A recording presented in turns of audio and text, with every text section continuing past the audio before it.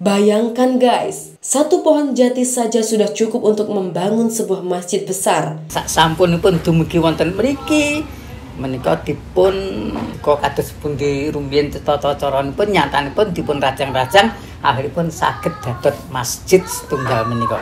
Jadi satu pohon dados masjid sekian besarnya. Menika yen boten priyantun ingkang hebat, yakin tidak akan bisa.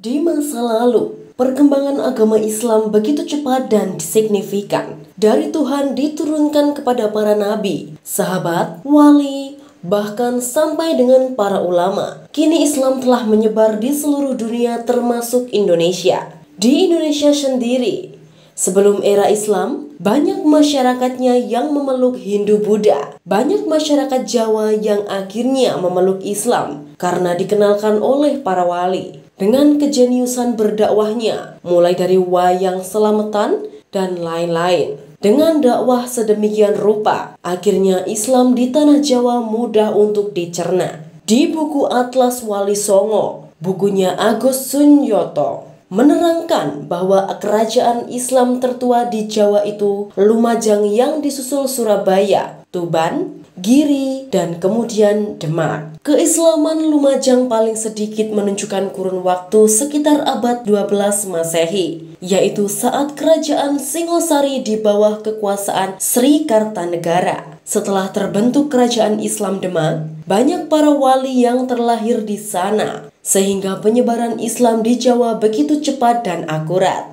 Termasuk penyebaran Islam di Tanah Wengker yang sekarang menjadi kota Ponorogo. Di Ponorogo, selain Warok yang gagah pemberani, ada beberapa wali yang akhirnya menyebarkan Islam di Ponorogo. Mulai dari Ki Ageng Muhammad Besari, Tubagus Abu Nyamin, Imam Puro, dan masih banyak lagi. Sekarang, kami mengulas salah satu wali ulama yang ada di Ponorogo, yaitu Kiai Tubagus Abu Nyamin. Namun, sebelum kami mengulas lebih detail, kami ingatkan kembali untuk klik subscribe dan nyalakan tombol loncengnya agar channel ini semakin berkembang dan bermanfaat untuk orang banyak. Setuju kan?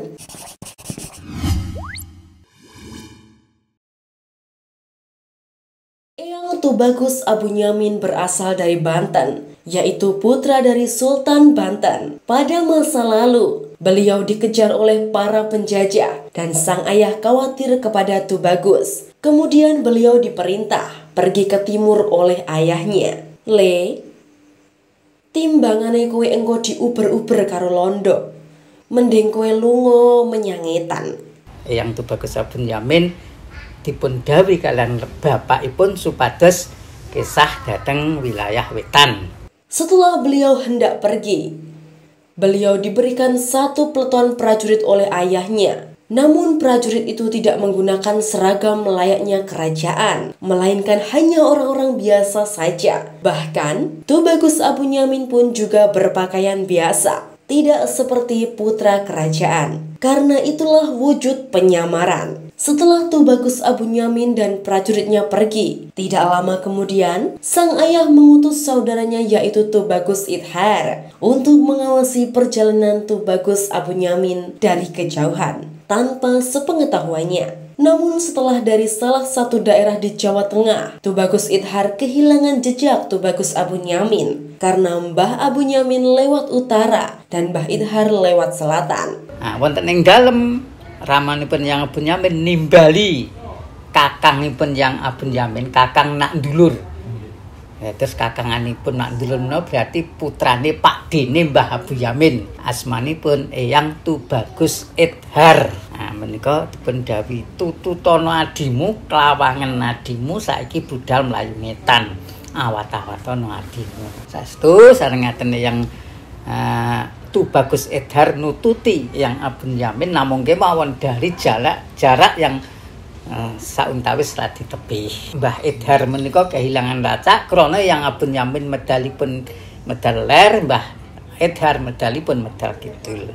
mereka berdua tetap berjalan ke arah timur sampai ke Jawa Timur. Tidak terasa, Mbah Idhar sudah sampai ke wilayah Ponorogo. Namun waktu itu masih hutan belantara. Dan tidak disangka-sangka, Mbah Idhar bertemu dengan dua orang pengembara, yaitu Mbah Sodosari dan Mbah Maljari. Mereka bertiga bertemu di salah satu wilayah Ponorogo. Mereka mendirikan sebuah gubuk guna untuk peristirahatan. Setelah mereka istirahat, Mbah Idhar merasa nyaman dan damai di tempat peristirahatannya. Setelah itu, ia melanjutkan perjalanan ke timur untuk mencari adiknya, yaitu Mbah Abu Nyamin. Singkat cerita, akhirnya Mbah Idhar bertemu dengan Mbah Abu Nyamin bersama prajuritnya. Setelah bertemu, beliau diberitahu bahwa daerah yang pernah dilewati tadi adalah tempat yang nyaman dan damai. Tempat itu yang nantinya menjadi Ponorogo. Namun, pada saat itu masih belum jadi Ponorogo. Setelah itu, Mbah Abu Nyamin dan prajuritnya menuruti Mbah Idhar, yaitu mencari tempat yang nyaman tadi. Setelah mereka sudah sampai ke tempat tersebut, ternyata benar apa yang dikatakan oleh Mbah Abu Nyamin adalah nyaman dan damai. Akhirnya mereka babat alas atau istilahnya mendirikan pemukiman. Pada akhirnya, para prajurit Mbah Abu Nyamin dijadikan santrinya. Hei para prajuritku,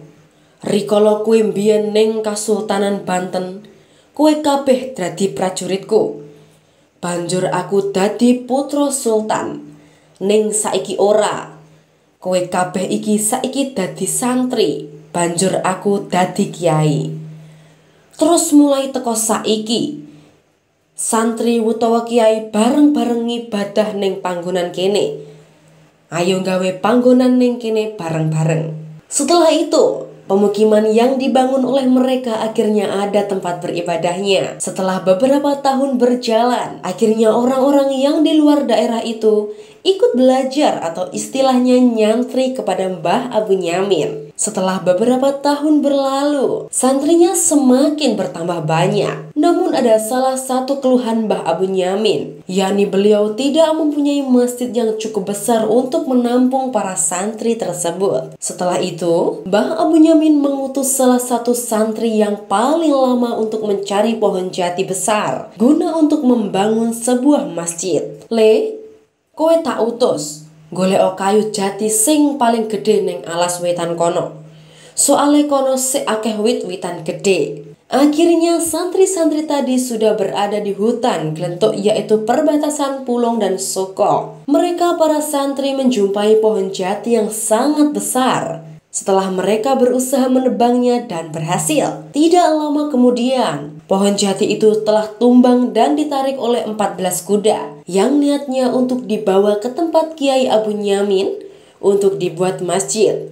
Namun 14 kuda tersebut tidak kuat untuk menarik kayu jati yang begitu besar. Akhirnya salah satu santri itu melapor kepada Kiai Abu Nyamin bahwa ke-14 kudanya tidak kuat untuk menarik kayu jati. Nyuwun sewu Mbah Yai, niki wau sampun pikantuk kajeng, ning boten saged mbeta wangsul keranten saking agenge kajeng. Dados dos pundi sekeconipun? Ya wis, ayo terna rono. Setelah Kiai Abu Nyamin berada ke tempat santri-santrinya, beliau menyuruh santrinya untuk mencopot kuda-kudanya, kecuali satu pasang kuda, yaitu 2 kuda saja. Wis, jaranmu cepoten, karekno sak pasang wae. Jadi 14 kuda tadi dicopot 12, akhirnya sisa 2 kuda saja. Kiai Abu Nyamin berdoa di atas kayu jati tersebut. Setelah berdoa, beliau menjumpai pohon kelapa yang kecil. Beliau mengambil janurnya dan diambil lidi dan janur tersebut. Setelah itu, lidinya dipukulkan ke kayu jati tadi. Alhasil, kuda yang hanya satu pasang tadi kuat untuk menarik kayu jati yang sangat besar tersebut. Pendhet sadane lajeng dipun samplokaken dhateng kajengipun, mboten kok dhateng jaranipun, mboten teng dhateng kajengipun. Alhamdulillah dengan izinipun Allah menika kajeng saged berjalan dengan galih dipun geret kalian jaran setunggal pasang kula. Alhamdulillah saged dumugi wonten ing mriki. Setelah kuda dan santri-santrinya sampai ke tempat tujuan, Atas izin Allah, satu kayu jati tadi bisa membangun sebuah masjid yang sangat besar pada waktu itu. Bayangkan guys, satu pohon jati saja sudah cukup untuk membangun sebuah masjid besar. Sak sampunipun dumugi wonten mriki menika dipun kok kados pundi rumiyin tata caranipun nyatanipun dipun rajang-rajang akhiripun saged dados masjid setunggal menika. Jadi satu pohon dados masjid sekian besarnya. Menika yen boten priyantun ingkang hebat, yakin tidak akan bisa. Karena banyak yang sudah tahu kehebatannya Mbah Abu Nyamin, akhirnya beliau ditakuti oleh penjajah pada waktu itu. Beberapa tahun berjalan, akhirnya santrinya bertambah banyak lagi, sampai ulama besar yang lain mengetahuinya. Ulama besar itu adalah Ki Ageng Muhammad Besari yang ada di Tegal Sari. Singkat cerita, Kiai Ageng Besari tersebut mengadakan acara Qotmil Quran dan mengundang Kiai Abu Nyamin beserta santri-santrinya. Singkat cerita lagi, setelah acaranya sudah selesai, salah satu santrinya Ki Ageng Besari ingin menyuguhkan minuman kepada para tamunya, namun tidak kunjung datang, mengingat tamunya banyak sehingga suguhannya tidak cukup. Lagi endi kok gak enek banyune, kok mung bathok tok. Terus tamune arep kon ngombe apa? Akhirnya Kiai Abu Nyamin ingin membantu santrinya Ki Ageng Besari. Nyuwun sewu Yai, kula tak bantu madosi dateng wingking. Oh iya Gus, kowe rewang ngono ya? Akhirnya Kiai Abu Nyamin pergi ke belakang dan melihat pohon kelapa muda. Di situ beliau memetik pohon kelapanya, hanya dengan dielus-elus batangnya dan dirundukan. Wit kelapa menawi dipun cepengklek lajeng dipun kados dene tiyang nelungne wit ingkang alit ngaten kok. Namung diplurut ngaten set akhiripun wit kelapa mentelung. Setelah memetik satu buah kelapa, akhirnya beliau kembali ke acaranya dan menyuguhkan air kelapa kepada ratusan tamunya Ki Ageng Besari. Tekan kui arep pak gawe opo Gus? Tanya Ki Ageng Besari kepada Kiai Abu Nyamin. Nggih damel unjukanipun santri-santri niki. Lah apa cukup? Tekan mumung siji gawe ngombe wong sak menimbane. Mugi-mugi Gusti Allah ngijabahi saged cakep damel unjukanipun para tamu. Setelah itu, Kiai Abu Nyamin berdoa dan alhasil, satu kelapa tersebut cukup untuk minum ratusan tamu undangannya. Ajaibnya lagi, satu kelapa telah dituangkan kepada ratusan tamu tadi. Itu masih tak penuh. Bayangkan guys, hanya air dari satu buah kelapa bisa mencukupi ratusan tamu. Alhamdulillah Gus, tibae ilmumu dhuwur. Lek umpamane aku duwe anak wedok sing sik perawan, kowe tak pek mantu tak oleh nih anakku. Tapi duwe kumong putu wedok, ya apa gelem kowe? Oh iya guys, waktu itu umurnya Kiai Abu Nyamin dan Ki Ageng Besari hampir sama. Lek kula niku purun-purun mawon. Mbok bilih putunipun panjenengan sing boten purun kalih kula. Soale nggih kula niki sampun sepuh. Sapa ngerti Allah ngijabahi lek kuwi jodohmu.